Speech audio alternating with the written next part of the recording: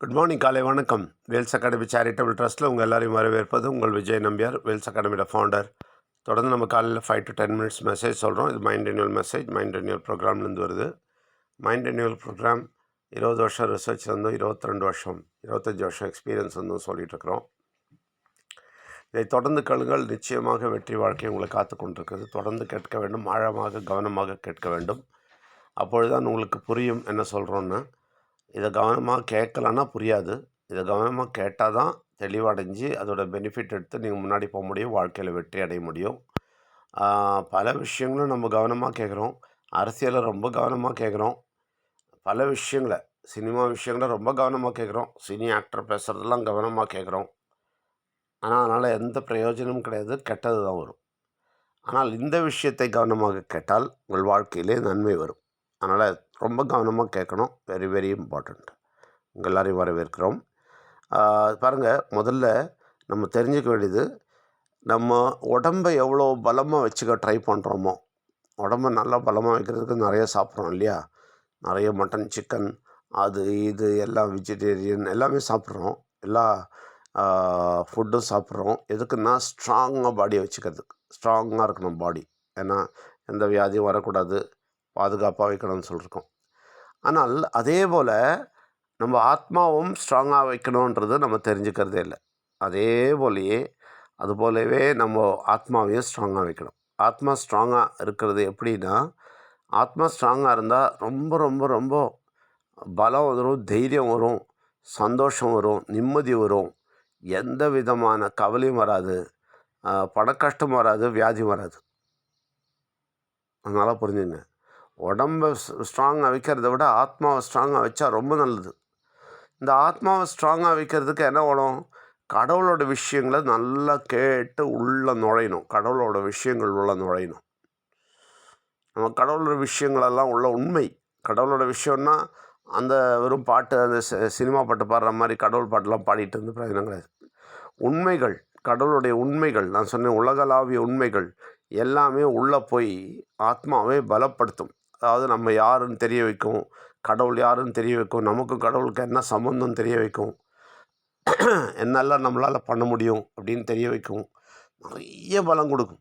இந்த பலம் நமக்கு கிடைக்கலைன்னா வாழ்க்கையில் நிறைய தோல்விகளை சந்திப்போம். எப்பொழுதும் கவலையாக இருப்போம், வேதனையாக இருப்போம். இதுக்கெல்லாம் காரணம் ஆத்மா பலம் அடையாததால் தான்.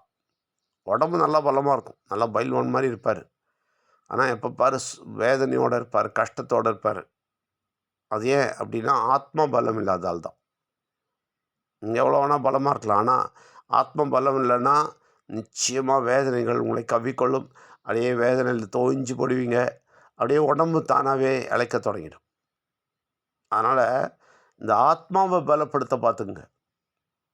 நீங்கள் பார்த்திங்கன்னா, என்ன சின்ன வயசில் எனக்கு இந்த சபரிமலை ஐயப்பன் அப்படின்னு கேரளா பேக்ரவுண்டுன்றதால எங்கள் அப்பா இந்த செண்டை மேளம் இருக்கு இல்லையா, அதில் எக்ஸ்பர்ட். அதை கேட்குறதில்ல. அப்போ அவர் போய் முன்னாடி நின்று அப்படியே ரசித்து கேட்பார். அதனால் என்ன பண்ணார், சின்ன வயசுலேருந்தே எனக்கு அதில் கொண்டு போய் போட்டு அந்த மியூசிக்கெல்லாம் கேட்க வச்சு அடித்து குத்தி ஒரே பாட்டு கும்மாளம்தான். ஆனால் ஐயப்பா பூஜான்னு சொல்லிட்டு போனால் நாங்கள் ராத்திரி ஃபுல்லாக என்ஜாய் பண்ணிகிட்ருப்போம். இந்த மாதிரி எல்லாம் விஷயங்கள்லாம் சின்ன வயசுலேருந்தே கொண்டு போய் போட்டு ஒரு விதமான மதத்தில் அப்படியே மூழ்கி போனோமே தவிர ஆத்மா சக்தி அடையவே இல்லை, ஆத்மா பலம் அடையவே இல்லை. ஆத்மா வீக்காக இருந்தது. அதனால் என்னாச்சு, பிரச்சனை வந்தபோது தோய்ஞ்சு அப்படியே விழுந்துட்டோம், எழுந்துக்கவே முடியல. ஏன்னா உள்ளே எந்த வார்த்தையும் இல்லை, கடவுளுடைய வார்த்தையே இல்லை பலப்படுத்தி எழுப்புறதுக்கு, ஒன்றுமே கிடையாது.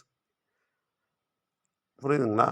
வெறும் அந்த செண்டை மேளம் பாட்டு தான் சின்ன வயசில் ஏற்றிருக்காங்களே தவிர வார்த்தை ஏற்றல. அதே டைமில் நம்ம சின்ன வயசுலேயே எனக்கு கடவுளுடைய வார்த்தைகள், கடவுளுடைய விஷயங்கள், கடவுளுடைய தெளிவுகள் எல்லாம் கிடச்சிருந்தா எப்படிப்பட்ட வாழ்க்கையாக இருந்திருக்குன்னு சொல்லவே முடியாது. இதுதான் வித்தியாசம் பாருங்கள். நமக்கும் அதுதான் வித்தியாசம்.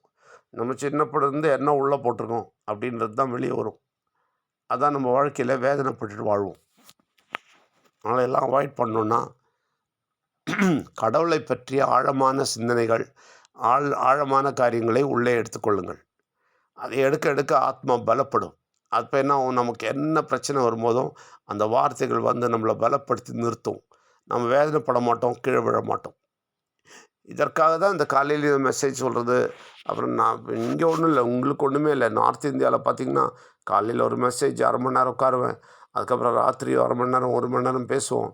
திருப்பி ஞாயிற்றுக்கிழமை வந்து 2 மணி நேரம் இருப்போம். இந்த மாதிரிலாம் நாங்கள் தொடர்ந்து அவர்களை பலப்படுத்திகிட்டே இருக்கோம். அதனால் அவங்க வாழ்க்கை நல்லாயிட்ருக்கு. உங்களுக்கு நாங்கள் கொடுக்குறது இந்த 10 நிமிஷம் மெசேஜ் தான். அதுக்கப்புறம் பாண்டிச்சேரியில் இருக்கிறவங்கள 1 மணி நேரமாவது ஒரு வாரத்தில் ஒரு நாளில் 1 மணி நேரமாவது வாங்குன்னு சொல்கிறோம். இதே கஷ்டமாக இருக்குது நிறைய பேருக்கு. அதனால் அது தொடர்ந்து வாருங்கள். நிச்சயமாக வெற்றி வாழ்க்கை காத்திருக்கிறது. ஏன்னால் அந்த மாதிரி நிறைய வார்த்தைகள் உங்களுக்குள்ளே போகும். அதே மாதிரி பிள்ளைங்களை கொண்டு வாங்க. பிள்ளைங்க சின்ன வயசுலேருந்தே இந்த வார்த்தைகளை எடுக்கணும். அவங்கள தன் வாழ்க்கையெல்லாம் வார்த்தையெல்லாம் உள்ளே எடுத்துகிட்டு வீக்காக தான் இருக்கிறாங்க. அதனால் ஏன்னா பிரச்சனை வந்தால் வீக் ஆகிடுவாங்க பெருசாகும்போது. ரைட்டுங்களா? அதனால் தயவுசெய்து நல்லா புரிந்து கொள்ளுங்கள். ஆத்மாவை பலப்படுத்துங்கள். பெரிய காரியங்களை செய்யுங்கள். உங்கள் எல்லாரையும் வரவேற்கிறோம். நன்றி, வணக்கம்.